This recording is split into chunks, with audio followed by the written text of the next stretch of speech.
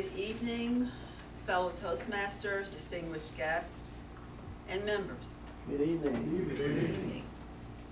As I drive around town, I see a great amount of bumper stickers that say the words, "Choose Civility."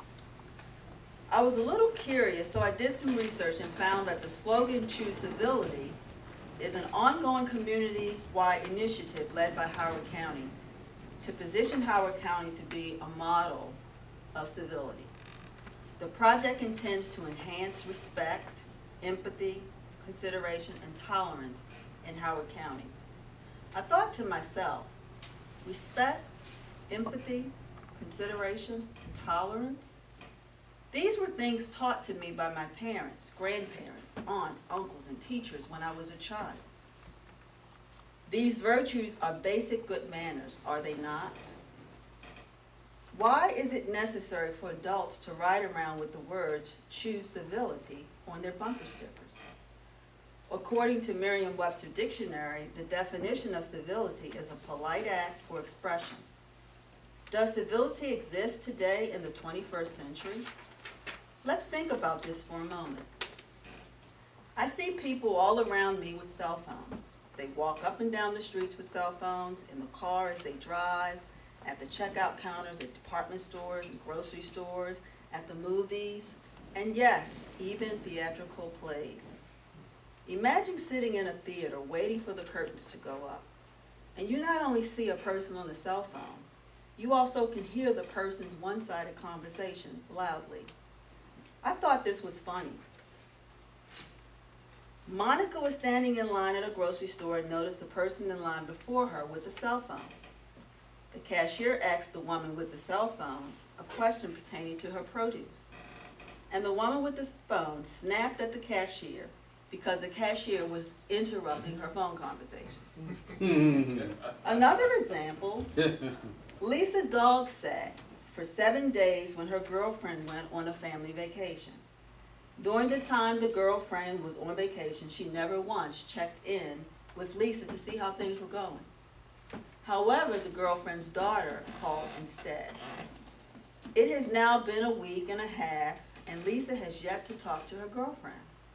The girlfriend never called to say thank you for dog sitting, and Lisa never received payment or a souvenir for her kindness for dog sitting.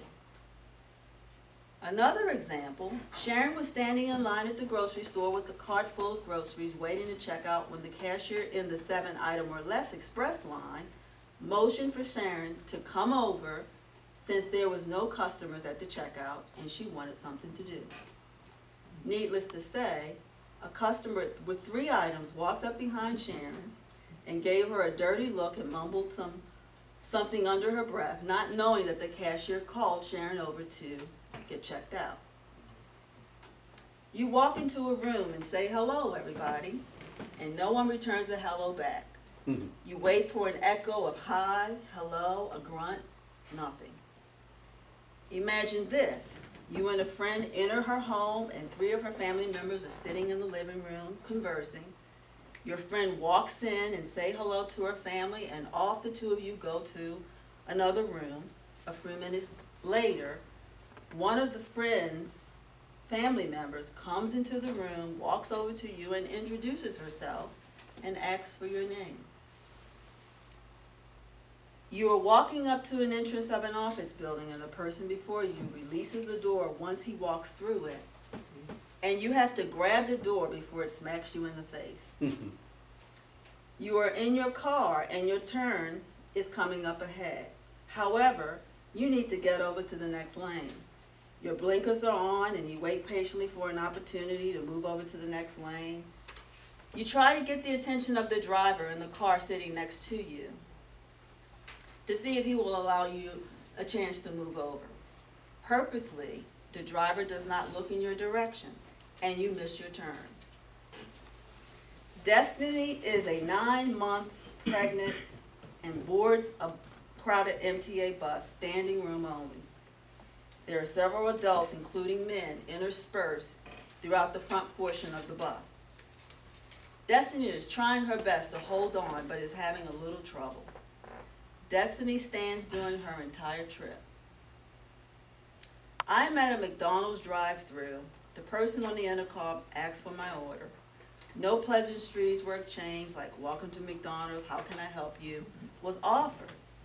Just a monotone voice I can barely hear through the speaker.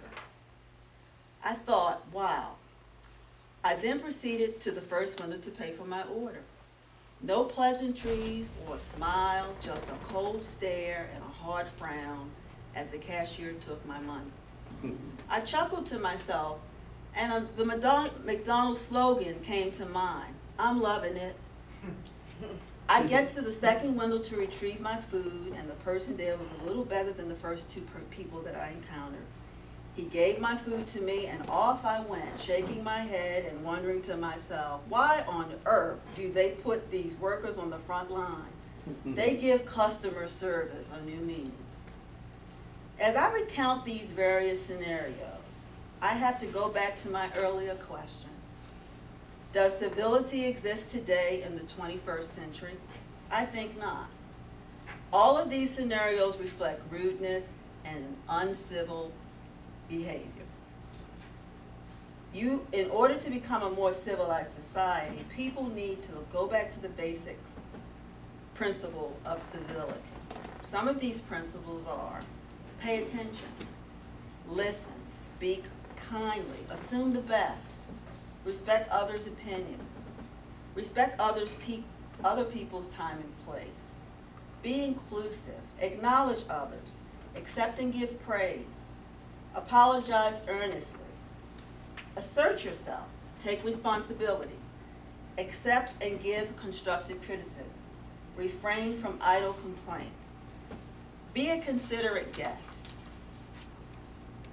In my research, it appears that our founding fathers spoke and wrote a great deal about civility.